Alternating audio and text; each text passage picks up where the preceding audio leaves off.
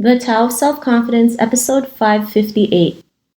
Welcome to the Tao of Self-Confidence, where I share stories of amazing women who have discovered their inner journey to self-confidence.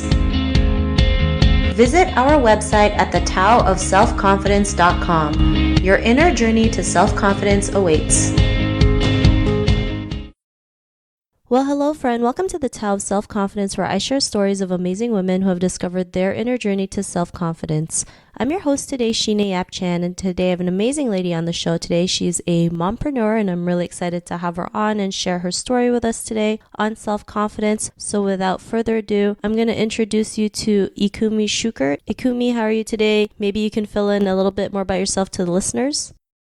Yes, absolutely. First of all, thank you so much for having me. I'm very excited. My name is Ikumi Schuckert, and I was born and raised in Osaka, Japan. And I came to the United States during my sophomore year in college, and then pretty much never left ever since. And I'm currently living in Lake Tahoe with my family, and I really enjoy being a mom of a 4-year-old daughter and also owning a successful wine fusion restaurant called Toast Tahoe in Zephyr Cove. And I run multiple six-figure online businesses, and now I'm working on becoming a certified mindset coach to help others. Awesome. Well, thanks for sharing that. And Ikumi, what's your favorite self-confidence quote? That's a very interesting question because I have quite a few I can resonate with since I'm very into self-development niche. Yeah, this quote that I'm going to share with you today, really I can relate with my latest aha moment, which is just be yourself. Let people see the real, imperfect, flawed, quirky, weird, beautiful, magical person that you are. Awesome. Well, thanks for sharing that great quote. And in your own words, how do you define self-confidence? So accept who you are and enjoy being yourself. I'm not just saying to just let things go and then be complacent. We, especially being a women, we need to focus balancing our mind, body, and soul. But how we do that, I usually start each day with my morning ritual, which is including like meditation, affirmation, send love and appreciation, journal, trail running in the forest while I'm listening to the audiobook. When your body, mind, and soul aligns, you feel the ultimate power within you. And we really need to pay attention and focus that energy because, in some degrees, we all try to impress someone or try to be someone else that you're really not based on the trends or high expectation, especially in the Asian cultures that we grown up in, or try to fit in because unfortunately the generation I grew up in Japan, when the nail stuck out, it got hammered. Philosophy was still very relevant. So through my own experiences, I realized that the confidence has to come within me while admitting that I'm not perfect because we are all different in a way. And there's no such thing as a perfection on this earth, right? Because what is the definition of perfection anyways? So we're all unique being and just accept who you truly are and you need to stand out. Once you realize that it is okay to be who you truly are and express that to the universe and everything will shift. Awesome. Well, thanks for sharing that great definition. And Ikumi, what was your life like before your discovery of self-confidence? As I mentioned, in my culture I grew up in, when the nail stuck out and then it got hammered philosophy was still relevant, I had to fit in. And that was really difficult to me because I had to dress the same as everyone else and then I couldn't stand out. And I went to the prestigious women only private school, so the expectations were even higher. And everybody had dark straight hair and not allowed to walk with my hands in a pocket. The school uniform has to be 10 centimeter below the knee, and there's zero uniqueness and just follow their rules, or you're going to be suspended or expelled. So one day, this is a very interesting incident. I was called to the principal's office, and I asked the reason why I'm here, and they said just because you stood out. So instead of accepting that is a gift, shining in the crowd, but instead I was very struggling to blend in. Now also, the expectation from the family, not only necessary the direct family, but more lively thing going on from the distant family, how good a piano player I am or how did I do on the exam to get into the certain famous university. This I must impress or I have to perform to execute perfectly mentality really crashed me over and over and over and again.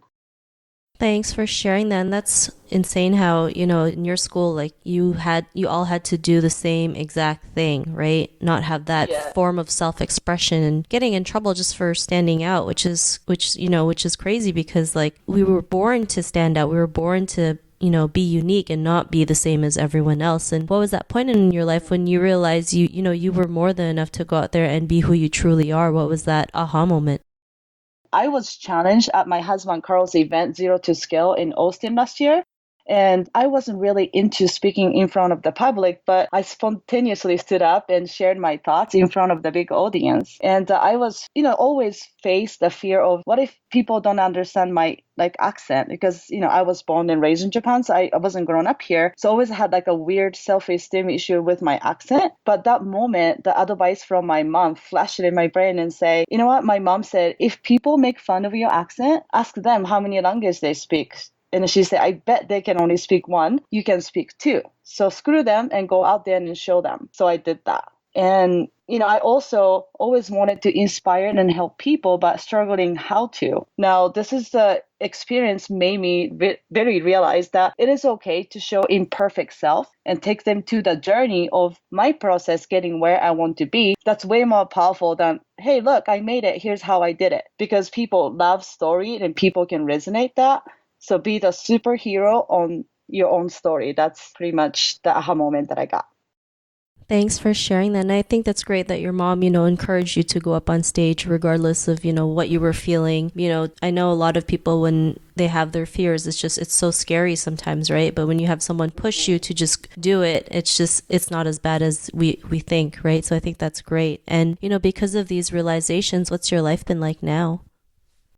Actually, that moment completely changed me. That's why actually I'm working for being a certified mindset coach. That was the biggest breakthrough for me because since then, I decided to be more authentic and natural and showcase who I really am. By doing that, I gained more confidence by thinking, well, if you don't like me or my style, go elsewhere. Before, I couldn't think that. I was like, I have to perform perfectly and then I have to please everybody. That was my thing. But after that moment, if somebody doesn't like my style, then oh well, I don't care, because give me like that mindset shift significantly helped me boost in my confidence level. Awesome. Well, thanks for sharing that. And Ikumi, if the woman who's listening to your episode, she's in her own journey to self-confidence, what would be that one tip you would give to her? I would definitely give the advice of just be who you truly are and be comfortable with it because nobody is perfect. On the surface, everyone is content and looks somewhat confident, but a lot of times it's just on the surface and everyone is fighting their own battles on self-confidence issue in some level. So if you want to seek the true confidence, you must accept your flaws, your weirdness, your uniqueness because you are the only one exist on this earth. So showcase your own uniqueness as your strengths and shine. That's my advice.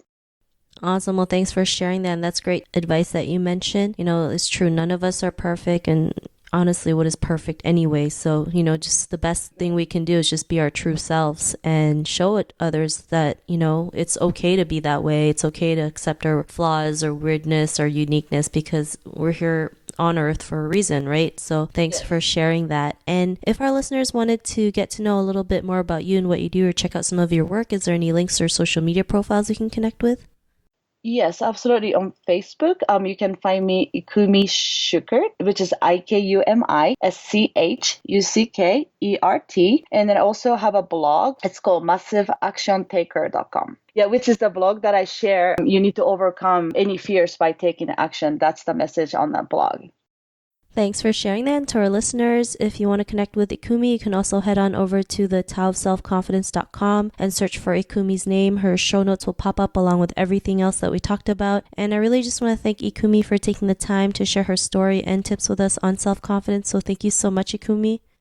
Thank you so much for having me.